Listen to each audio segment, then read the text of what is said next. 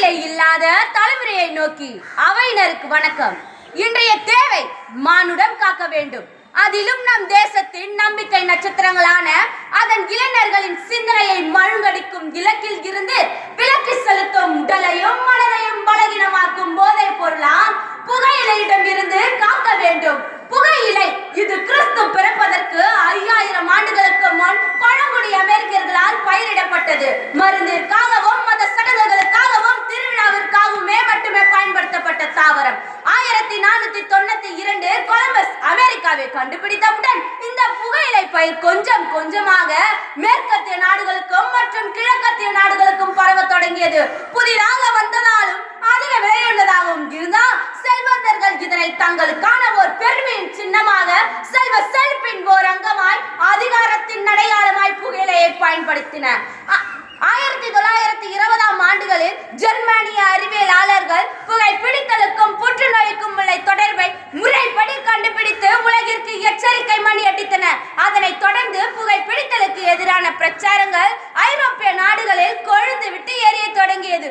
மக்களுக்கும் சற்று உறக்கம் தெளிந்து புகையிலையை கட்டுப்படுத்த வேண்டும் என்று எண்ணிய நேரத்தில் தான் இதன் உற்பத்தியாளர்களுக்கு கிளி பிடித்தது. பிரபலமான நடிகர்களை இதற்கான கருவியாய் பயன்படுத்தினர். அன்றைய திரைப்படங்களில் கோட்டு சூட்டு போட்ட நடிகர் வந்தால் அவர் கைகளில் கண்டிப்பாக குழாய் இருக்கும். இதனை பார்த்த நமது மக்கள் ஓ இதுதான் ஸ்டைலோ என்று தாங்களும் தங்கள் மேல் கரியமுலாம் பூசிக்கொண்டனர்.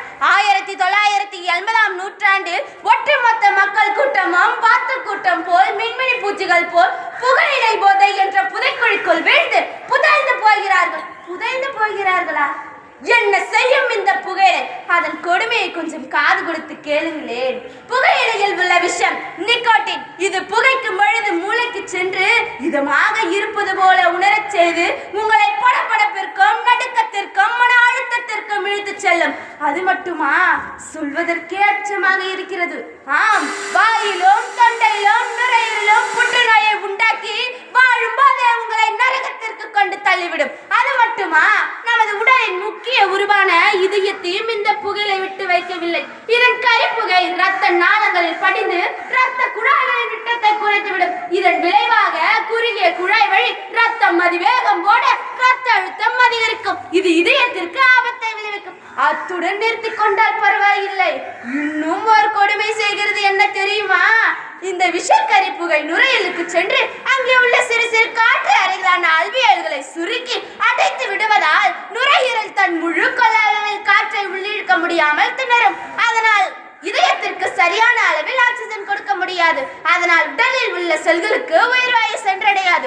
உடல் சோர்வாகும், மண்டலங்கள் மந்தமாகி போகும். இதயமும் நுரையீரலும் இந்த நிலையை எப்படியாவது சரி செய்தாக வேண்டுமே என்று போராடி முடிவில் செயலிழந்தே நின்றே போகும். இதனைத்தான் மாரடைப்பு, இதய நோய் என்றெல்லாம் அழைக்கிறோம். நமது உடல் இருக்கிறதே, இது இயற்கை நமக்கு கொடுத்த வரப்பிரசாதம். இலவசமாக எளிதாக கிடைத்து விட்டதால் இதன் அருமை நமக்கு புரியவில்லை. ஓர் உதாரணத்திற்கு சொல்கின்றேன், சிந்தித்து பாருங்கள். நாம் பிறந்ததில் இருந்து இந்த நுரையீரல் நமக்காக பிராணவாயுவை உள்ளிழுத்து கரிம வாயுவை பிரித்து கொண்டிருக்கிறது. இப்படிப்பட்ட ஈடிணை இல்லா பணி செய்யும் நுரையீரலைத்தான் நீங்கள் புகை போட்டு புண்ணாக்குகிறீர்கள். இறைவன் கொடுத்த நல்ல உடலை நாசம் செய்வதற்கு நமக்கு ஏது உரிமை? புரிந்து கொள்ளுங்கள்.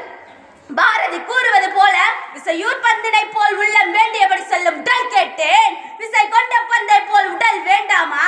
இந்தியா இளைஞர்களின் தேசம். அந்த இளைஞர்கள் தான் இந்தியாவின் எதிர்காலம். நமக்கு இடம் தந்து, உணவு தந்து, உடை தந்து, உறவு தந்து, மகிழ்ச்சி தந்து, கல்வி தந்த நம் தேசத்திற்கு நாம் கடமையாற்ற வேண்டாமா? கடமையாற்ற, கண்ணியம் காக்க, கனவு காண, ஆரோக்கியம், பலம், ஆற்றல் அவசியம். அப்படி என்றால் இளைஞர்கள் கூட்டமே விழித்தெழு, தெளிவு பெறு, உண்மை உணர், சிந்தை தெளிவாக்கு, இல்லால் இதை சட்ட உடலாக்கு என்ற பாரதியின் வீர சொல்லுக்கு இணங்க போதை தரும் புகையிலையை தூக்கி தூர எறி. உன் தாய், உன் தந்தை, உன் ஆசிரியர், உன் பள்ளி, உன் குடும்பம், உன் ஊர், உன் மாநிலம், உன் தேசம் உனக்காக காத்து கொண்டிருக்கிறது. உனது வருபவர்களை மேம்படுத்தும், முன்னேற்றும், வெற்றி பெற செய்யும் என்று நம்பிக்கையோடு காத்து கொண்டிருக்கிறது. இளைஞர்களே, புகையிலை அரக்கனை எட்டி மிதித்து நசுக்கி எறிந்து தேசம் காக்க வாருங்கள் என்று கூறி விடைபெறுகிறேன். நன்றி, வணக்கம்.